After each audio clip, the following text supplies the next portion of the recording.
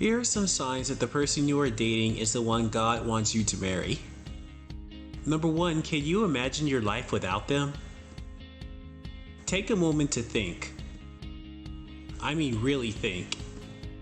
Can you imagine a life without this person? Would that life be worse, better, or about the same without that person? If you can't imagine your life without him or her, then that's a good sign that that person is the one that God has sent you. Does this person improve your spiritual life? I noticed shortly after I began dating my fiancée that I felt a desire to go to church more often and get closer to God. Now this can apply to any form of spirituality.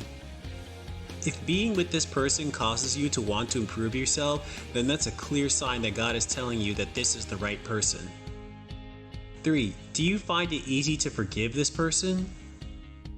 If you've dated someone long enough, it's likely they will disappoint you in some way at some point. That's part of life. The question is, after that occurs and you've talked about it, do you find it easy to get over it and move on? Or do you still have festering feelings about something he or she did 6 months or a year ago? If you find yourself still unable to forgive him or her after a long period of time, it is unlikely you are ready to marry this person just yet. Number 4, have they cheated on you before? Cheating is something deliberate. Unless he or she was raped, they made a conscious decision to put his or her pleasure above your heart and feelings. Now, as a man, I will say our desire to spread our seed is stronger than in a woman. So I wouldn't say to throw in the towel just because you caught him staring at another woman or looking at pornography. But if he or she made the deliberate decision to fornicate with another person, that's a sign that he or she is not ready for the lifelong commitment to you. Cheating demonstrates a few things: lack of discipline and self-control, willingness to put their own pleasures above your heart, and weak spiritual strength.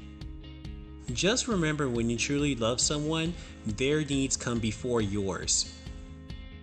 Do your needs come before theirs? The greatest pleasure in a relationship is not sex. The greatest pleasure in a relationship comes from sacrificing for your partner. Do you find yourself willing to sacrifice for him or her without hesitation, and they for you? Look back at your relationship. Have they made any major sacrifice for you, or has it always been their way or the highway? When I was courting my fiancée, we planned to meet in person, but her boss wouldn't grant her leave request, so she quit her job. She actually quit her job just to meet me, with no guarantee that I would be with her forever. Conversely, when she said she wasn't ready to move because she needed to take care of her grandmother, I left everything behind to move just to be with her. Those are the kinds of sacrifices that demonstrate this person is the one.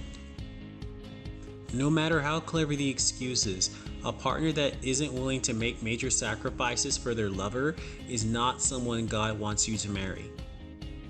Just a friendly tip to the ladies: I do not recommend dating a guy for years and years. Now, I'm not a fan of strict timelines when it comes to dating, but remember, as Christians, the goal of dating is to find a suitable partner that can become your husband. If it's been 1, 2, 3 years or even longer, as a man, I can speculate that if your guy is making excuses, it's because he's holding out for something better and trying to hedge his bets. Now, of course, every relationship is different, and maybe you've both decided that you need to work some things out prior to tying the knot. That's different, but in most cases, I see it's the guy who is dragging his feet.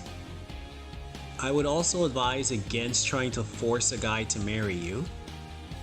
I know it's painful to move on, but if you try to force him, even if he does go through with it, he still won't stop looking for better options. Just remember, a 0 is better than a negative.